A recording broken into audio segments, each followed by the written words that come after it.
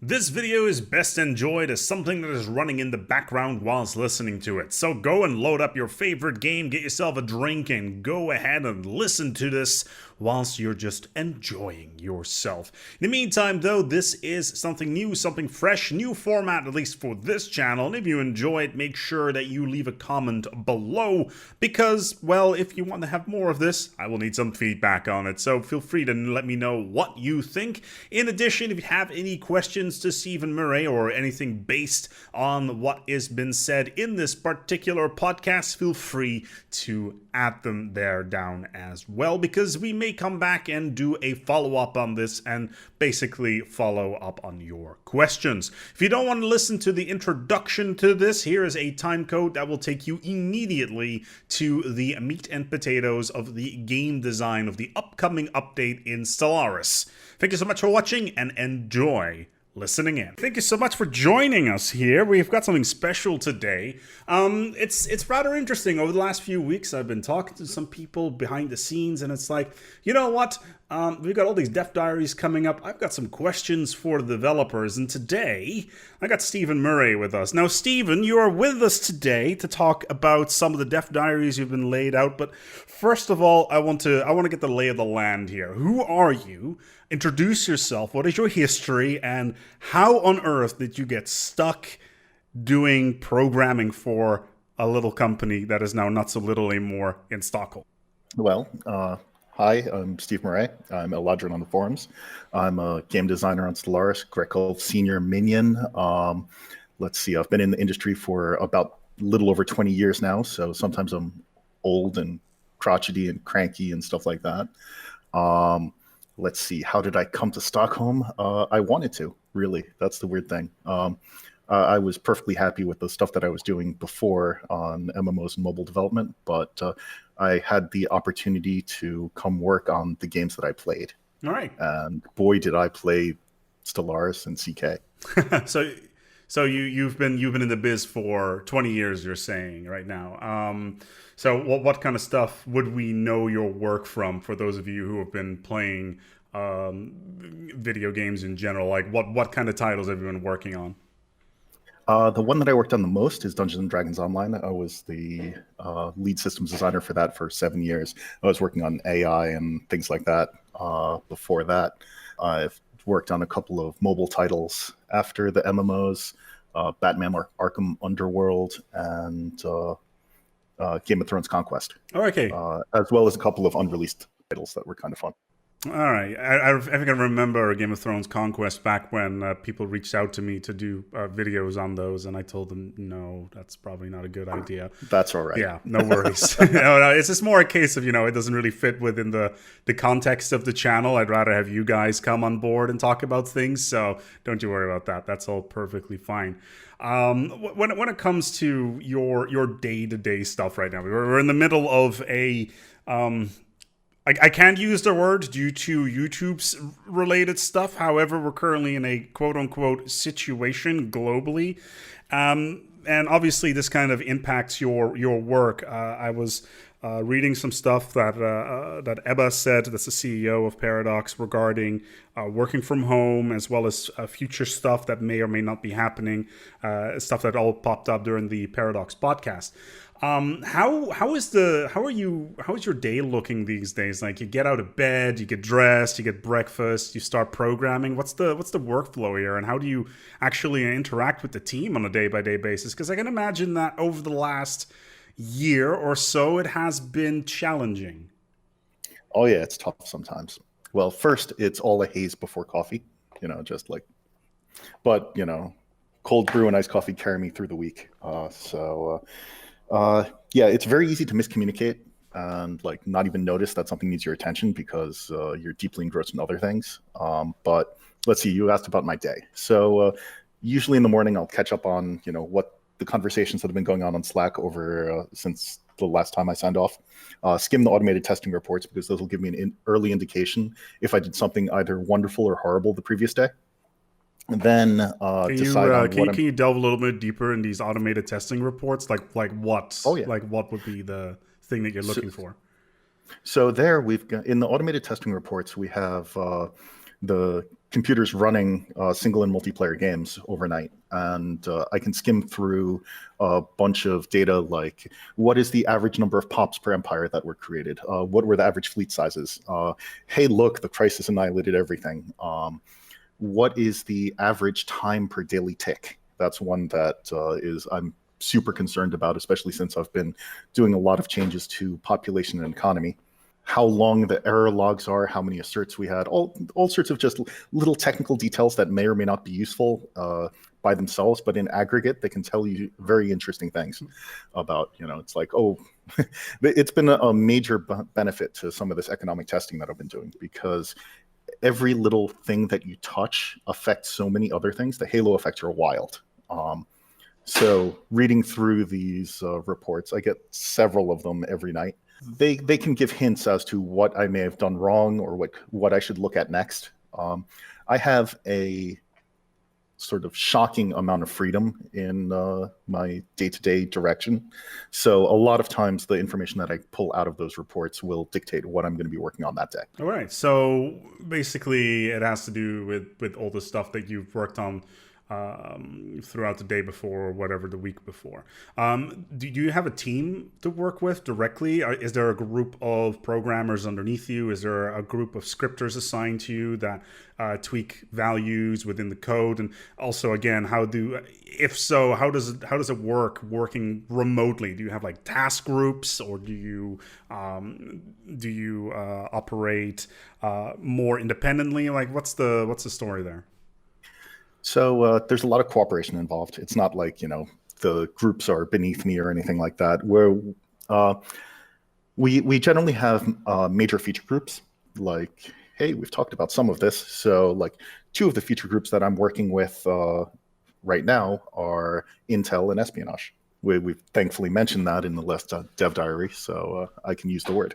Within each major group, there are designers, there's content designers, there are programmers, there is UX. That basically we're all working together as like a small team. We communicate largely through Slack, and we have frequent sync meetings, that sort of thing. But it's a lot rougher since we're working from home. Things take a little bit longer. You don't hear people across the room talking about something and be like, hey, I should, this is something that requires my attention, and I could clear this whole mess up instantly because, as the designer, I know how things are supposed to be. Meanwhile, QA knows how the things actually are, which is an interesting thing. QA is super important. Don't let anyone ever say anything else there. Right. So when somebody is kind of talking to themselves normally on the other side of the room, and you overhear something that they're messing around in Clausewitz in code that somebody ages ago wrote and there's no documentation of, and they're only were at the company for 6 months and then they had to move on, and you're just like, yeah, you can't touch that because it's black box code, and if you do anything with that, everything will implode. Is that the sort of context that we're talking here? Or yeah, precisely. Or stuff like someone's talking about like, hey, Envoys are doing this weird thing, and you're like, oh wait, I changed the design on that 2 months ago. We don't need that. We can just stop worrying about this. This is different now.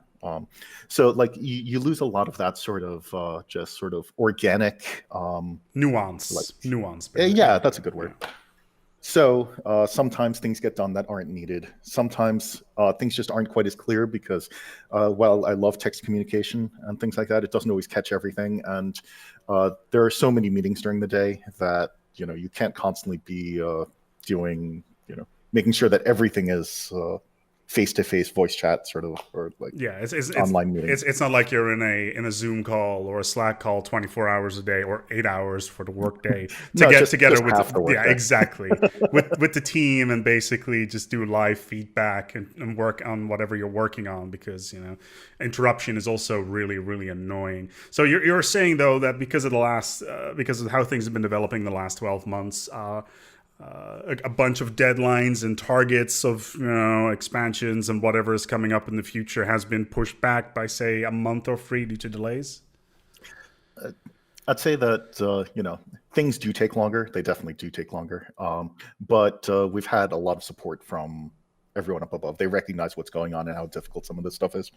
Now, the interesting thing is once in a while it's really good, because if you can get that real focus of, okay, I'm going to be working on this today, and no one's going to interrupt you, because if you don't notice that Slack is sitting there blinking, you can get a ton of stuff done, and then realize, oh wait, there's these 34 things I need to respond to. I know exactly what you mean. I'm in exactly the same boat, because when it comes to my work as well, like Slack may be the day-to-day stuff, but then you get like Discord messages, or you're working with like external teams, and then all of a sudden you see like, somebody sent me a message 3 hours ago. Could you do this in 20 minutes? It's like, oh, that's unfortunate. No, is it? Yeah. Not so much. Sorry.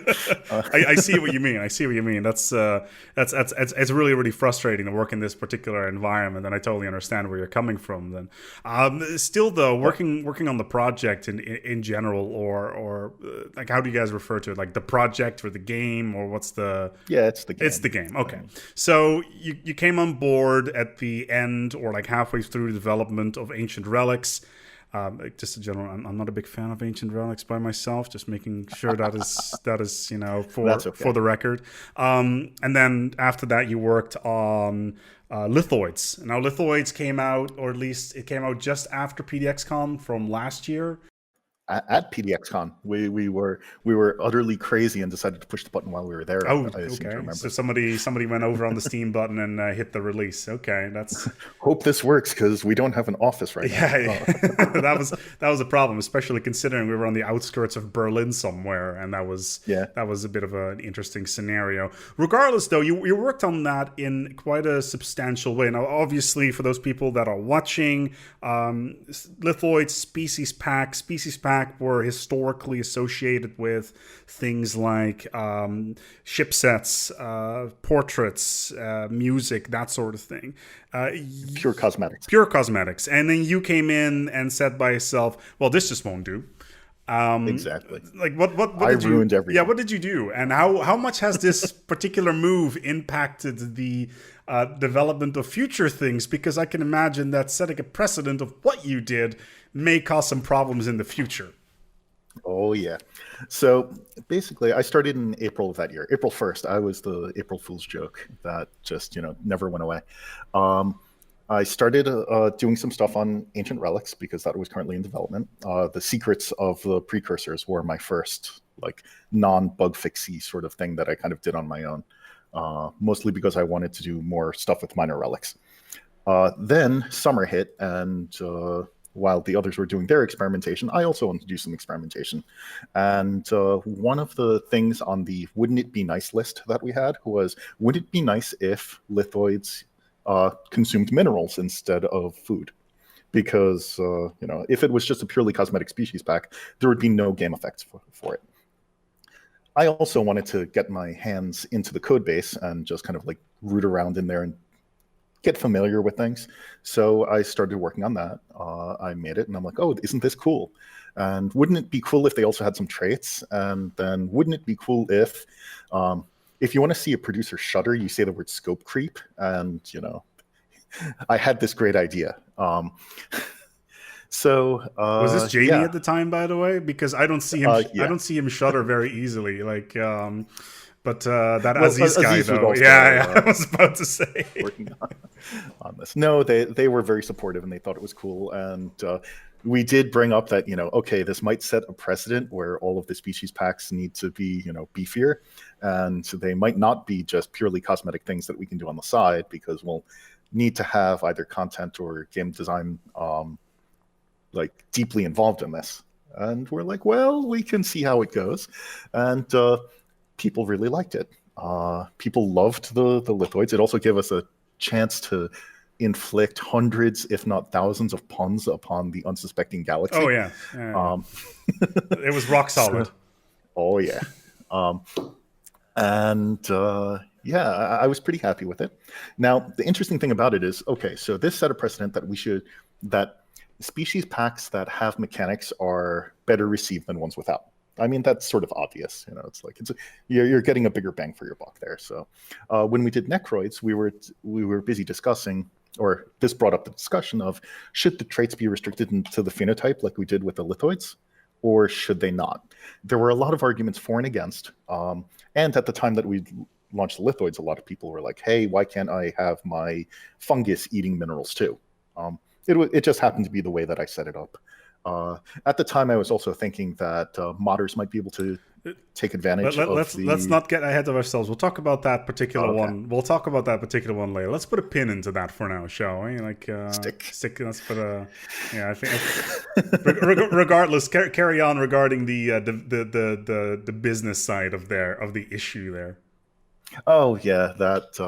So if we've increased the scope of a species pack, they're no longer relatively easy to make, or at least it requires more of the team to produce one to the standards that we have now raised the bar to.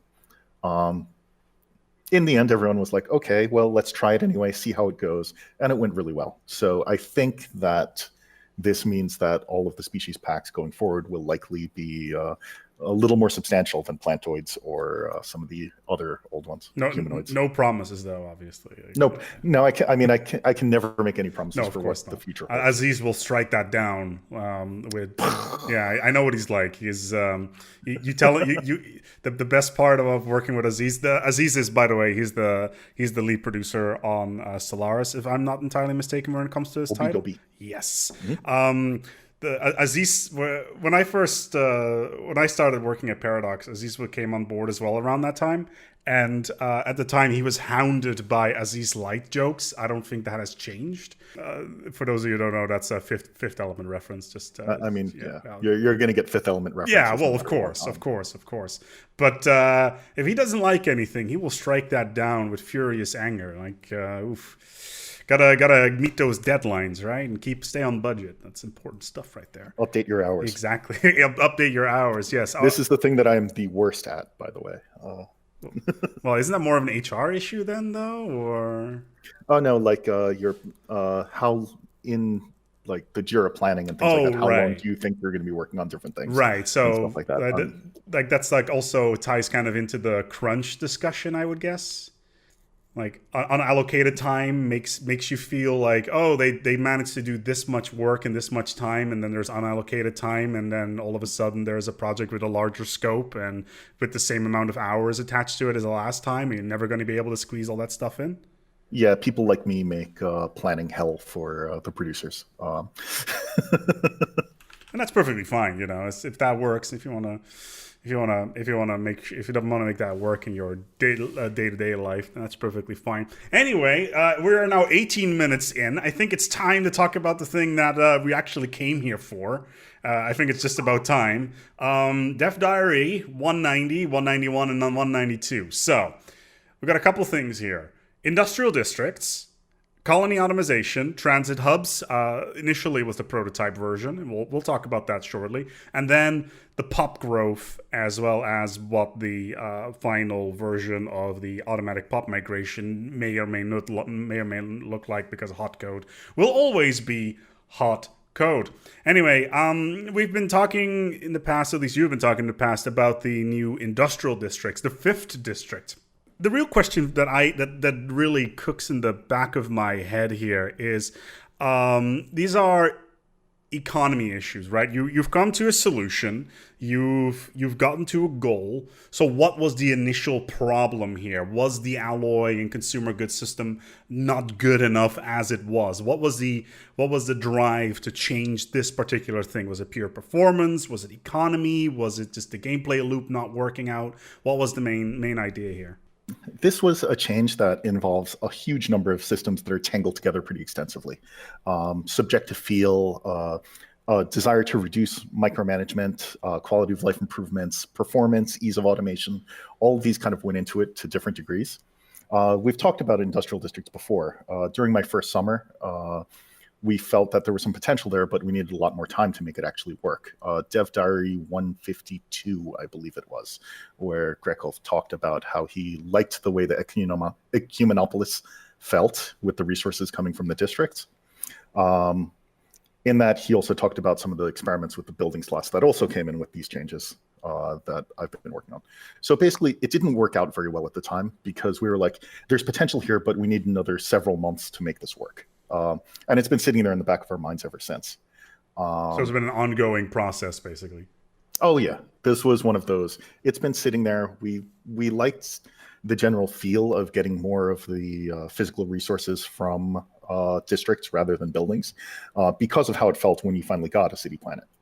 Um, let's see. So during the spring and summer, I kind of took it on as a side project to try to polish them into a state where they might be able to be considered for release, and that ended up creating a enormously large merge request that got new rules instituted around it, so that sort of thing wouldn't happen again. Uh, I'm sometimes the nightmare developer on the project. Can you clarify what a merge request would be in this case? Oh, okay. So here, basically, I was working on imagine a side branch of the Stellaris game, making all of my changes there, and then at some point down the line, I go, okay, this is ready to go into the main project, and every change that I made gets sort of compiled together into one gigantic overall change. And it's a couple of thousand lines or something like that, and people have to go through this to make sure that I'm not going to break anything, because that's sort of one of our review processes to try to catch any bugs or like things that would negatively affect performance to a great degree. So it's like peer reviewing, and MOA would go through it and see what's going on. Yeah, thankfully I wasn't alone on this. I had the ghost of game directors past and present around to guide my little adventure and help me through this. The advice that I was getting was useful in a lot of this. But really, this largely started as me wanting to reduce micromanagement initially. And then from there, it went into, okay, I can also take the opportunity to improve performance. Hey, while I'm here, I should reduce the number of pops in the galaxy, because as we all know, on a huge galaxy, so things get slow. But if I do that, then now the economy has changed and they need to take a look at production. So basically, it's kind of like throwing a bunch of plates in the air and trying to keep them all up and not breaking. And it requires a lot of iteration and revision. This is one of the reasons why I was jokingly, one of my dev diaries was perfectly balanced as all things should be. Yeah, that is a lie. That is a blatant lie. But I couldn't not make the Thanos reference when I'm killing half the galaxy. No, that's totally understandable.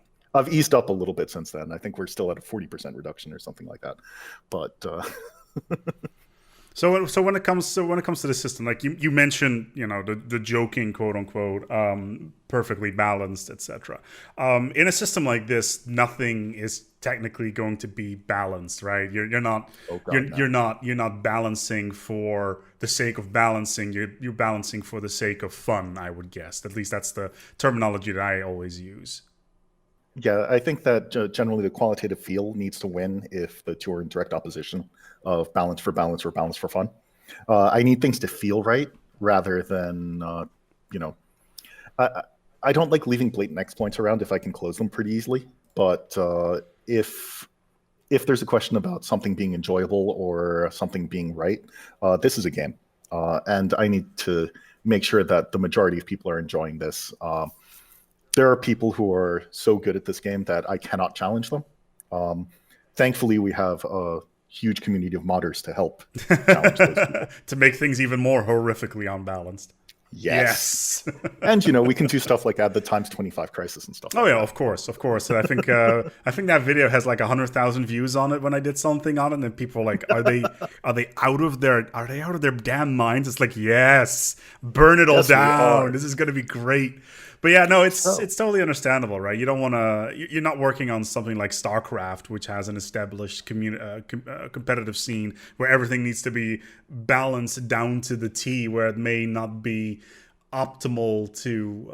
It reaches out to a larger group of people that enjoy the game rather than I want to min-max the ever-loving crap out of something. Yeah, I mean, we have multiplayer and we support multiplayer, but. We also sort of believe that the multiplayer community can somewhat police itself. Like the origins are not balanced. Some of them are better than others. Right. Doomsday is, horrible for you.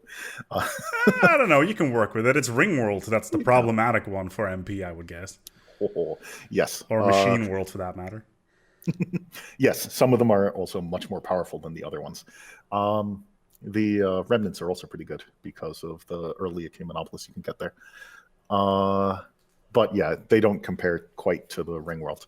I like with the Ring World, I toned it back a little bit in the upcoming thing, but yeah. I don't Um, think you've spoken about this yet, so we'll keep oh, I that on the haven't. wraps for now, shall we? Oh, I thought I talked about No, it no, in it one of was my dev I diaries. think it was the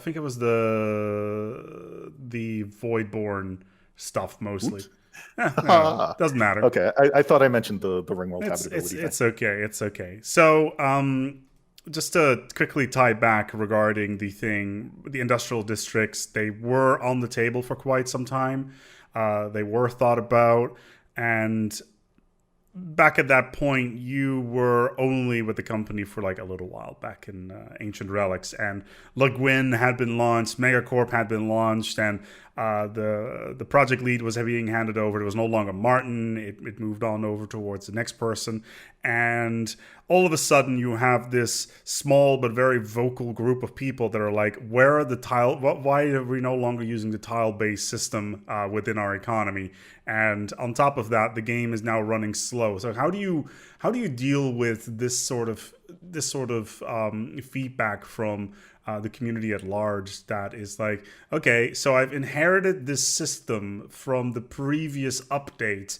How am I going to deal with this? This is like a long-term approach that you now finally managed to get to this industrial district stuff, or is it just like how? Like, explain to me the first time you observed this in the company. Well, yeah, it is kind of a long-term sort of thing. Like we recognize that there were issues, especially with like the late game slowdowns and things like that, as well as the micromanagement issues once you had a ton of planets. And at some point, it was just like, I don't really care about them anymore. I just want them to manage themselves or something. It, I mean, it was an inherited issue, like you said. But we You don't have sort to of, throw anybody under the bus. That's fine. You don't worry about oh no. it. So yeah, it was an inherited change. It was what we were working with, though. The thing that we could do is just make things better over time. We knew that we wanted to address pop growth in some way and make it more empire wide in somehow. A lot of the industrial district stuff was born mostly around just feel rather than anything else. This is kind of the balancing for fun versus balancing for balance sort of thing that you were talking about before. We just felt that it qualitatively felt better to be generating your physical resources from the districts. The fact that it also ended up making the colony automation easier to do, that was a secondary benefit of all of this. And that whole thing went through a bunch of iterations too, actually. At one point, we had research districts in there too. You'll notice that there's slots for 6 districts in my little mock-ups. Yes.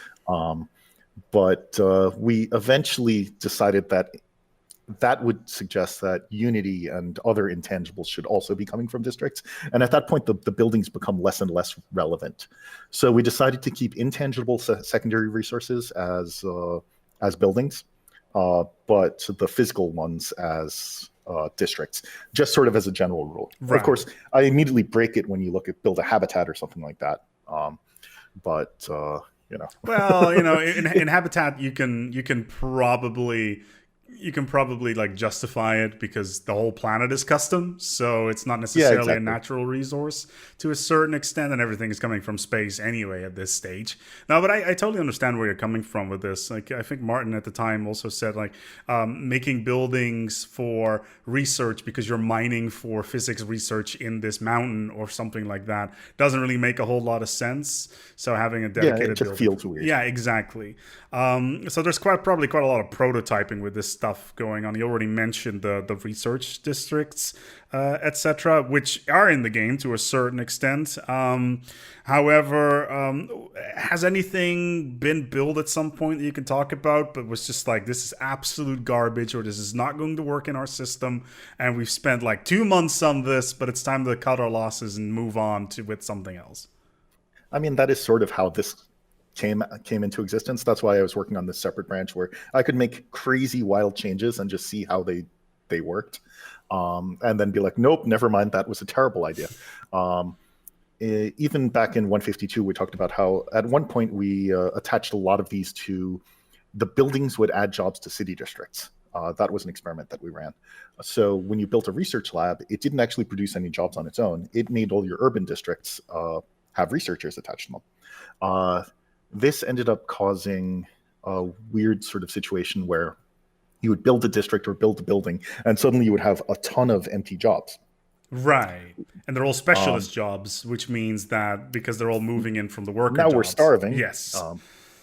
Precisely. We do still actually have a degree of that with the industrial districts, but especially if you've built up the chain to give them extra jobs. Right, and that goes to the planetary designations, correct?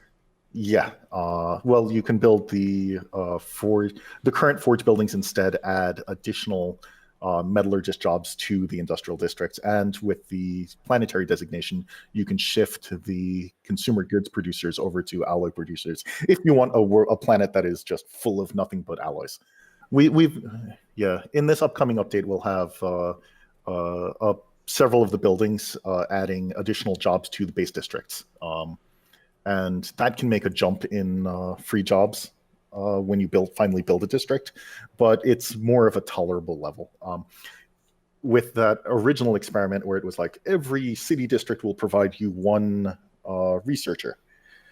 If you built this research building and you were on a planet with 13 city districts, suddenly you've got 13 specialist jobs, your economy is in chaos, and no one is happy. Right. Stability is down. We got riots in the streets. Oh God, it's exactly, and all because of this one building. So we didn't want that sort of a giant swing in general, except for when you're actually expecting it. So yeah, that was just that one didn't work out so well. I can imagine. Any other cool examples where you're just doing an overnight and you're just thinking by yourself, oh God, this is not a good idea. Well, there was a time that I accidentally made the commercial forum, or the little building that produces 5 clerks. Yeah. Grotesquely overpowered. It was producing. I had messed with the trade values a little bit because, hey, remember how I said that everything cascades into everything else? If you've reduced the population by 50%, now trade is not making any sense anymore. So I was like, okay, let me kick up the trade values on everything across the board.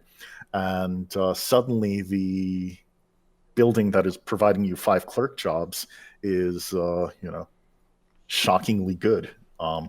So even though right now in the game the clerks are not really all that great, respectively, they're just a pop sort sync. of intentionally weak. Yeah. They're kind of you build that if you have extra jobs and you don't have any other way to just keep people occupied. They're not really intended to be excellent. You want people to migrate out of clerk jobs whenever possible. But they're still useful for the megacorp since they have a lot of things rotating around trade. Or if you're in a trade federation, right? You can always there are ways to make them less terrible. You can always add a civic or something like that gives them more trade value and that sort of thing. But yeah, for briefly a couple of days, they were good. We found this one actually in our dev multiplayer where someone made a Void Dweller Megacorp and was like, why am I starting with this many resources? That sort of thing. It's like, why do I have an income of 120 a month? Exactly. Yeah. I think it's actually been higher than that. I broke things pretty fiercely. Oh, that sounds like a hilarious time. Yeah, that's good. And then when I fixed it, I sent it to that person for review, and they were like, I don't feel that it's in my best interest to approve this, but I guess I have to. And how often do you guys do these? How many hours a week are you spending on these MP games? So we have a scheduled MP every week, and it takes up most of Monday afternoon. It's fun. So right now we're experimenting with war a little bit because a lot of times, admittedly, our dev MPs are sort of touchy-feely games where nobody's crushing each other and stuff like that. And someone in QA pointed out that we're not getting enough of a, view into war and its after effects and stuff like that. So I'm doing my part, let's say. Okay. See, and that's the kind of thing that I do like, because I personally feel, and this is completely off the beaten path here. I personally don't really enjoy the warfare system at all, but that we can keep that for some future discussion if we ever do one. Yeah, like I don't know. It's just like okay, the galactic community was one of the features that I worked on in Federations, and I really do like the whole "let's build the universe up" sort of thing. Until I, start passing things that nobody else wants. Uh, I got the final tier of the egalitarian resolutions passed in How, current do, how MP. how does the galaxy feel being communist all over the place? They, they are we have enforced equality and everyone is happy. That is And disgusting. I don't anyone, like it. Ugh. oh, it was really special when that passed. Mm. Okay. Well, speaking of keeping everybody happy, you talked a little bit about in one of the Dev Diaries about improving colony automation, and specifically building things up inside of sectors, etc. In the past, there was some discussion about sectors building their own construction ships and then building their own stuff as long as they had their enough resources, etc. But also having the templates of building up a colony. And then I think the discussion was also about you can set a pre-built colony preset and then apply it to a planet, and then it just goes ham and does its own thing. Does this apply to that particular discussion, or is it completely different? Everything comes down to like time, scope, who's available to do things. Um, I would really love a situation, sort of a system where you could be like, okay, I'm going to build up this planet, save it, and then apply this wherever I want. But that requires a lot of UX and UI support. So we were trying to work within the systems that we had available.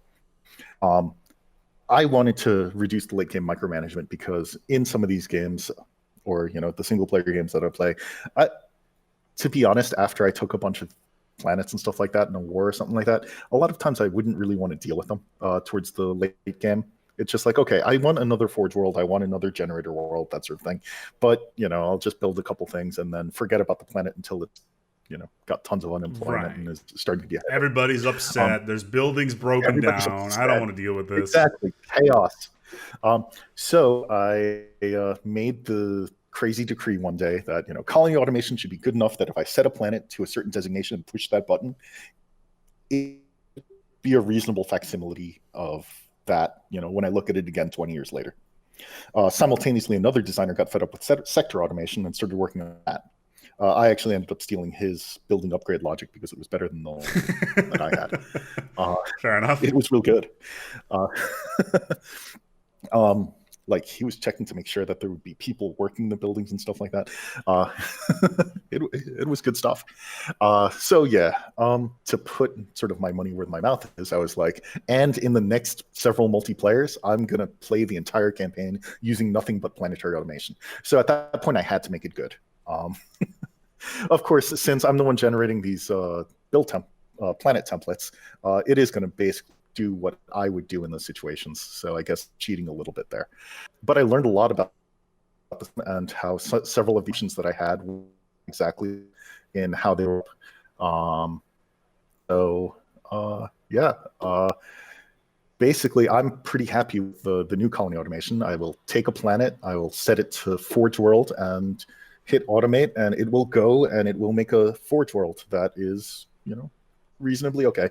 I might have to intervene occasionally, especially if there's weird things on the planet, like, I don't know, like different events or something like that. It's not really great at handling some of those.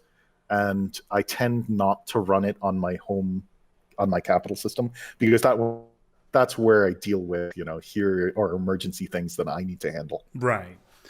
But overall, I'm extremely happy with the level of micromanagement required in the mid to late game with all these sort of like late developing planets. You mentioned though that there's a UI bottleneck, at least a design bottleneck, when it comes to creating this template system that we hypothetically were talking about. And probably this has been one of the things being tossed around a million freaking times already. Wouldn't it just be possible just to build a dummy a dummy planet system similar to, say, the ship designer, and then literally just put in an order of stuff to build? Yeah, that's basically what it likely would be like, but it's still we would need someone to actually go do Right. that. It still needs time, etc. And it still fights with some of the other like uh, planned things and getting things on schedules and things like that. Understood. Something that is entirely script driven or script with a little bit of code, a designer can just jump in and do it themselves. And something that you can do by yourself is a lot easier to get passed or approved than something that will require 3 or 4 people in some new artwork and things like that. Yeah, no, that's totally understandable. Cool. All right. Well, that's at least cool regarding the colony automation. If it goes completely tits up, what are you gonna do? Scream, shout, and yeah, redo from start, I All guess. right, cool. That's at least something then. So here's something that ties into that directly. It's the reduction of pops that is coming up. Again, performance. We talked about all this stuff. This is kind of a weird one, considering the diplomatic weight, and you already talked about how the galactic community was one of the things that you were working on. Are you going to be adjusting the pop weight for pops for the galactic community? Because I looked at the math behind how diplomatic weight is generated, and it's not listed anywhere, and B, it is an absolute, you kind of need to know where you're looking in order to find it, and it does involve pop numbers and pop happiness, etc. Are you going to make any adjustment there, or what's up with that? Well, there haven't been direct changes to the pop diplomatic weight yet, although I actually have it on my sort of schedule to go through diplomatic weight and the different parts that make it up and see if there are any changes to it, and it's likely that there will be some tweaks there. The trade value of pops did change, though, as part of the economic pass that I mentioned before. So economic diplomatic weight will shift a bit from that. So yeah, there's a lot of little things touching each other that will all affect that. But so here, yeah, I guess that was a total non-answer, wasn't it? No, that's fine. That's fine. Like, if this is one of those, we're aware of the problem and we're working on it. You don't need to go into details. It's more a case of, that it's being addressed. In the end, a lot of performance-related stuff here, and also for stuff that makes sense. There's always a discussion on the forums of, or at least in the community at large, is about performance. And with all of this tying into that, what else are you guys doing? Anything else to improve performance on more of a engine-related level? You may not necessarily be involved in all that stuff, but how, in terms of, say, percentages, how much does this particular work improve performance in the future? Well, the reduction in pop numbers that had a massive effect because it is one of the heavier systems that we have, to the point where when I first made some of these changes, people were like, "Hey, what's broken?" As those, I was talking about the automated reports earlier and how far the time per tick per day dropped. Some of that some of those improvements have been lessened since then because, I've been like, okay, making some more tweaks and changes and stuff like that. But it's still significantly better than it was before. I can't really say how much because don't you worry. We'll do some testing on that when it's time. It's fine. Oh yeah, I'm sure that everyone will let me know exactly how. Oh, absolutely. I'm sure the forums will be like, it's still terrible. We want our tiles back. But yeah, a lot of the changes that we were making had performance in mind. I mean, there are changes that the programmers are making on their own that I'm not directly involved in. But stuff like the resettlement stuff and changing the way that greater than ourselves worked. Some of that had performance implications as well.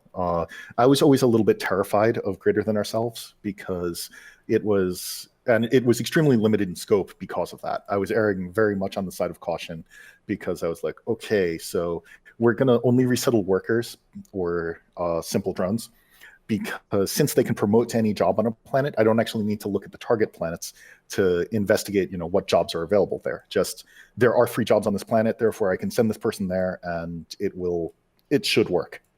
The incredible popularity of the resolution and stuff like that, despite the huge number of restrictions on it, and the fact that mods were made immediately that removed all these restrictions, made it clear that I needed a better solution.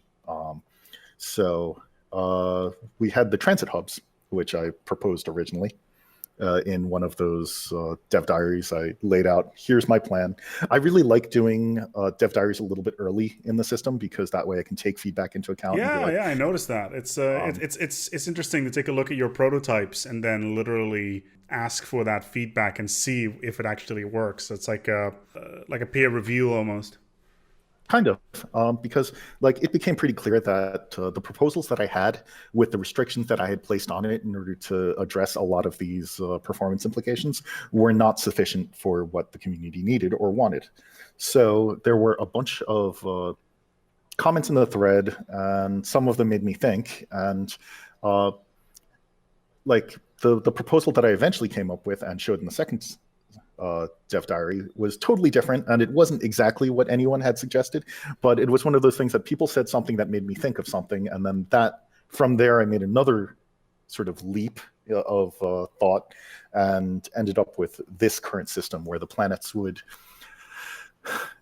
each planet would have a chance to decide that they're going to move a pop, and then if that occurred, then I would go down into the deeper, more elaborate calculations.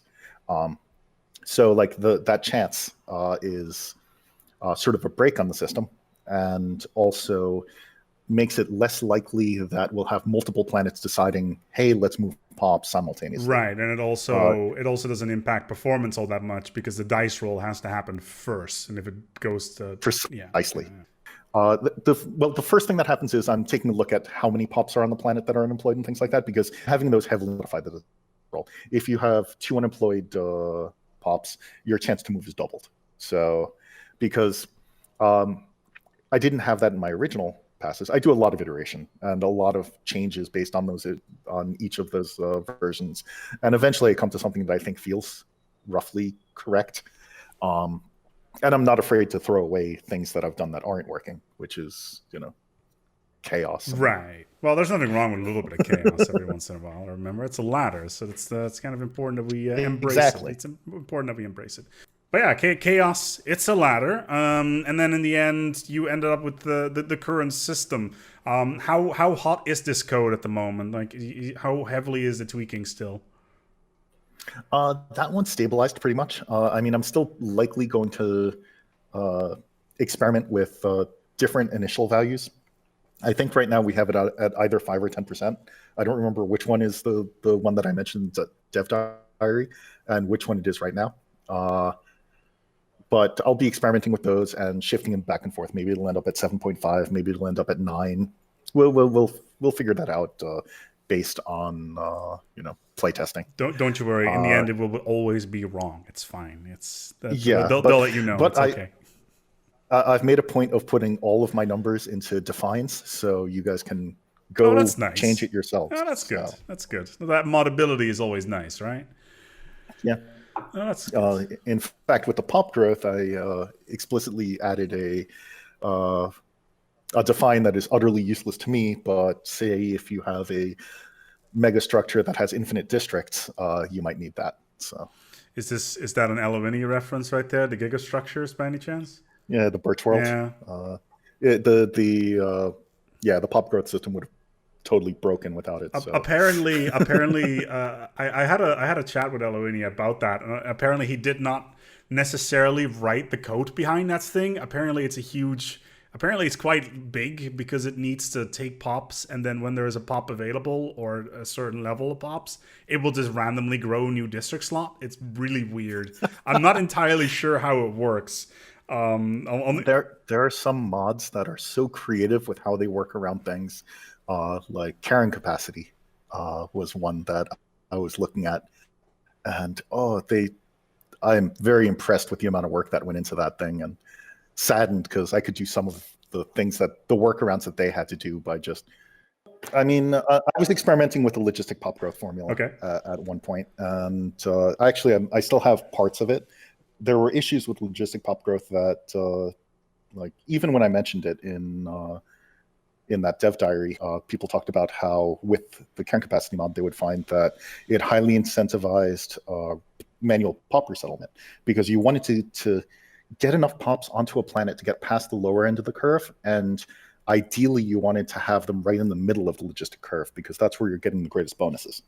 So since this was actively incentivizing the type of micromanagement that I was trying to crush under, and just make totally irrelevant, I actually ended up cutting out the bottom half of the logistic curve. So you have steady pop growth until you hit that middle point where it'll grow up to a cap of plus 100% pop growth. And then it would slowly decay as the planet filled up and reached its overall carrying capacity. Because of migration and general pop growth, etc. Yeah. It's a lot. It's definitely a lot easier to do some stuff when you can stick your fingers into the code and change things. And I have nothing but respect for the people who are able to do these miraculous things without being able to do that. Like, they only have access to the mod code basically in the script language, and the stuff the stuff that I've seen is absolutely batshit insane due to the sheer amount of, like you mentioned, the sheer amount of creativity. I don't know. Have you played around with, say, Hive Queens or anything like that? I haven't. Oh, you should. It's so aware good. Of it. It's so good. There are so many really good mods, especially with and there's the mod jam now too with all the origins. I'm going to be spending this winter break playing through some of those. Conveniently, someone's been making videos about them. Oh, that's very interesting, isn't it? Yes. Speaking of which, the behind the scenes is next. It's by Complex. It's basically you are the elusive man from Mass Effect. It's really cool. Let me quickly put it down for you. It's basically what it is. If you are a rival with an empire and another empire goes to war with them, you have the ability to join that war because you are the rival, for instance. Nice. So it's like basically a whole bunch of diplomatic stuff. And on top of that, if another empire is pathetic to you, you can do a special CB called coup de grace and just annihilate them. It's great. I had a little bit of a play around with it. I'm going to be making the video for it later today, but it's one of the funner ones. I also really enjoyed Ancient Juggernaut. You should try that one out. It's everything that I like about Origins. It has a nice beginning, a middle, and an eventual goal, rather than the story is done in 50 years. Yeah, it's really great when the Origins are like that and they have like little story beats throughout the game. Instead of just being a start, like you said. Right. I don't have a problem with mechanical origins. I think they're perfectly fine. But in the end, it's nice when a story is driven throughout, or you actually have a goal. For instance, with the Juggernaut, you unlock it, or you build, you find it, and throughout the entire game, you get more and more features being added to it, to the point where it even has its own custom UI, which is actually really. Yeah, I saw that. I watched your video earlier today. I really enjoyed that. It was really cool. Freebooters is pretty awesome too. Just the sheer cleverness of the people out there is awesome. So exactly. Paradox is hiring, by the way, for those of you that are out there and wanna sign up for this sort of thing. Although I think please work with me. Yes, I think the content designer position just closed. I'm not entirely sure if that is the case. I think there are enough applications, but be sure you check out careers.paradox.com, I guess. Cool. Let's move on. The final part of this thing. Wow, we've been talking for like 15 minutes now. Previously we talked a little bit about the value of plantoids, and I asked you to let's put a pin in that. It's time to unpin that particular subject. Because it's a little bit difficult. I can understand, and there may not be a reason for this, but working on lithoids, getting that dev stuff out of the way, finding out that people really liked the traits, then doing something similar for necroids. If you had the possibility, the time, and the manpower, would you or the team go back to Plantoids and retroactively update it to give it traits or origins? That's a tough one. It's, timing, prioritization stuff. With your example here of us having the free people and the free time on it, then, it sounds like it'd be something nice.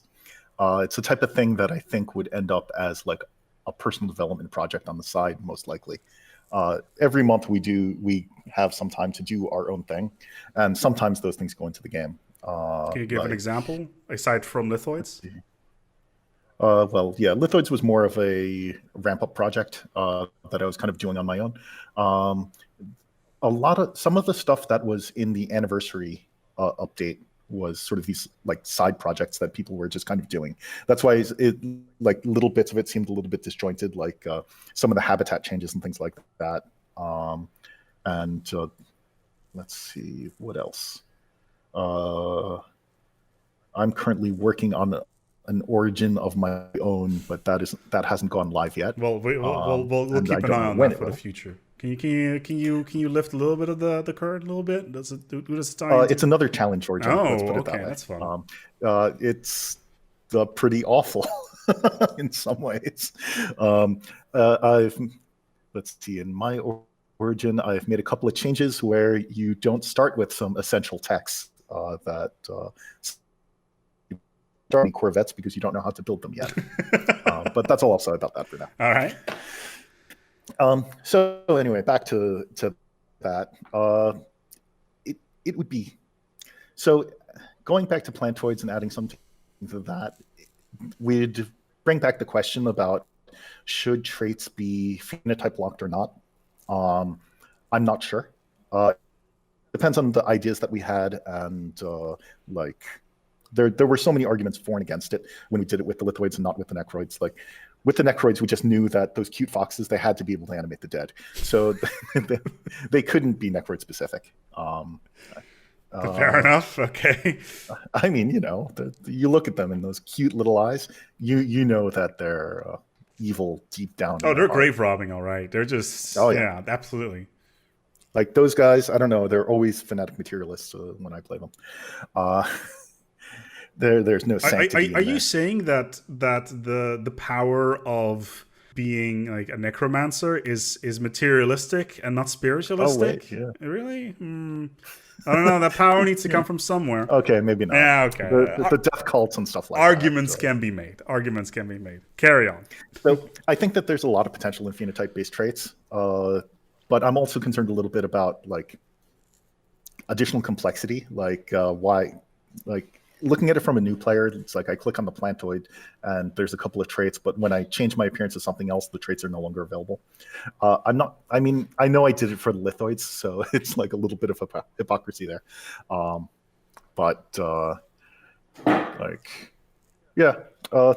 Maybe. I know that's not a great answer.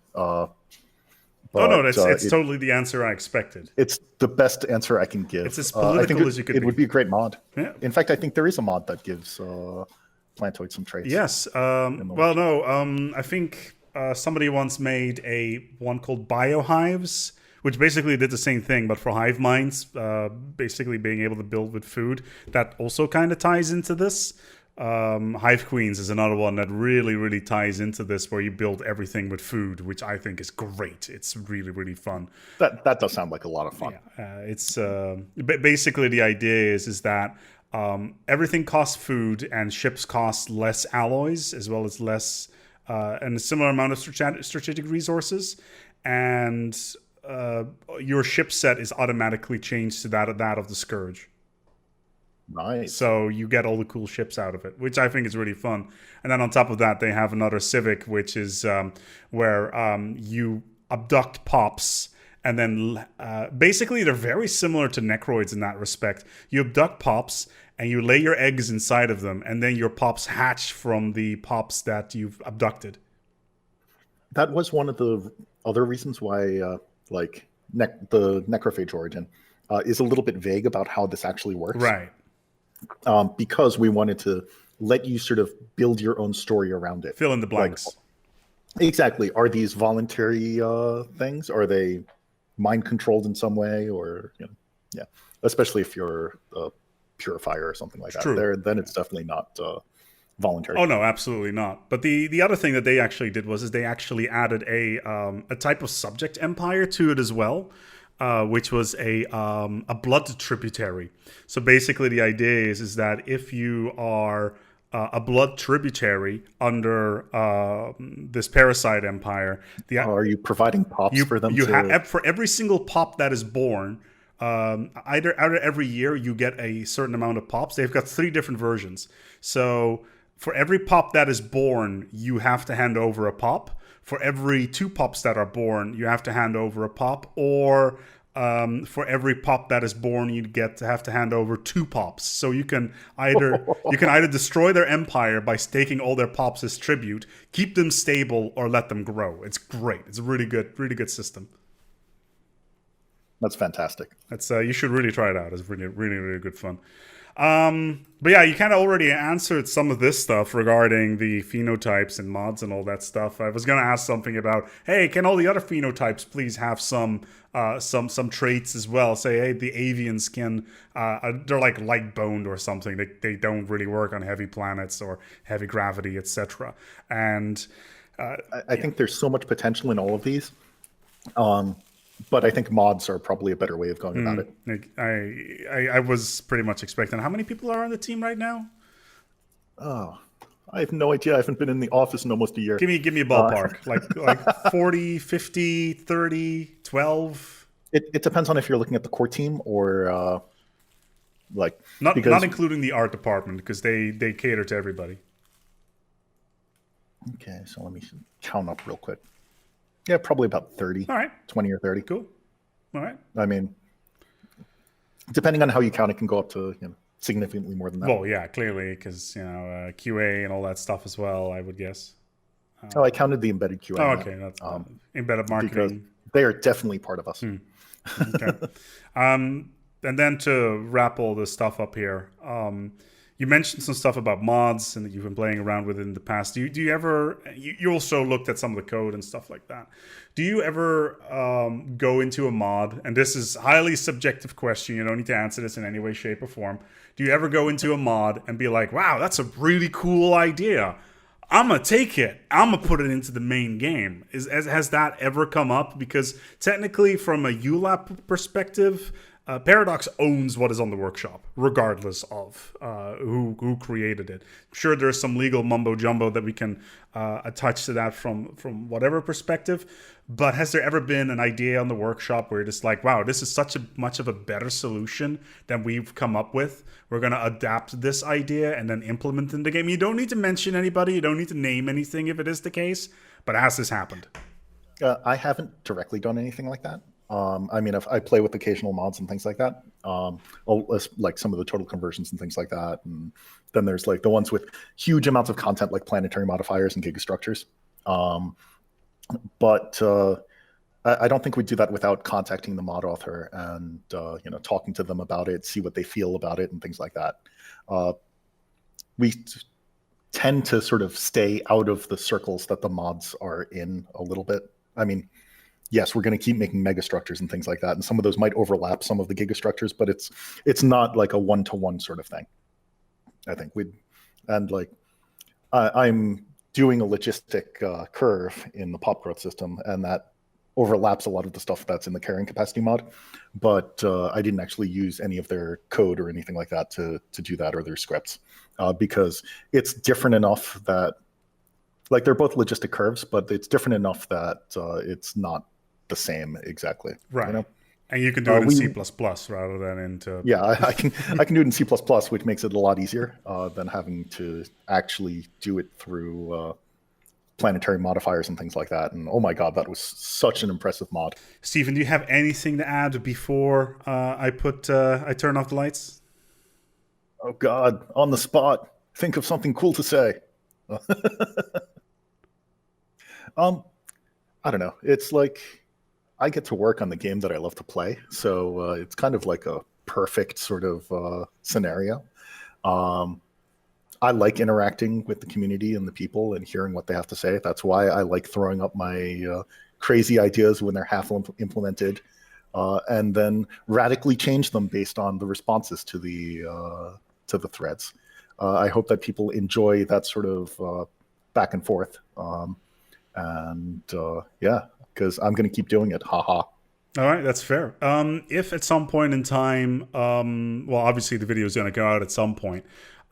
If there is like a bunch of feedback in the comments, and for you guys that are out there, feel free to put the comments down there and put in your feedback. If at some point I reach out and say, hey, I got like a ton of comments here with specific questions, etc., would you like to come back and discuss what they've asked? Oh yeah, absolutely. And as we bring more, or as we share more of the features that are coming, we can totally talk about those too.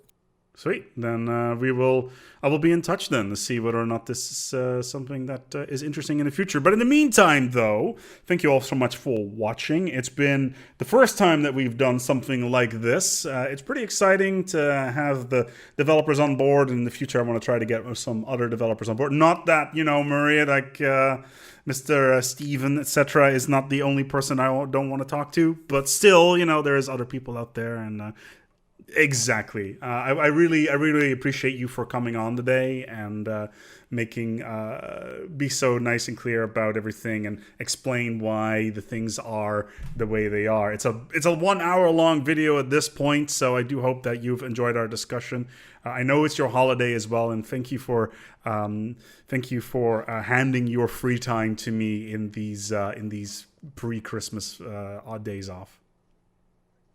Yeah, no problem. Thank you so much for everybody for watching. If you have any additional follow-ups here, feel free to put them in the comments below, and maybe Stephen will join in at some later date and we will talk about them. But in the meantime, thank you so much for watching, and until next time, enjoy yourself and have a good holidays.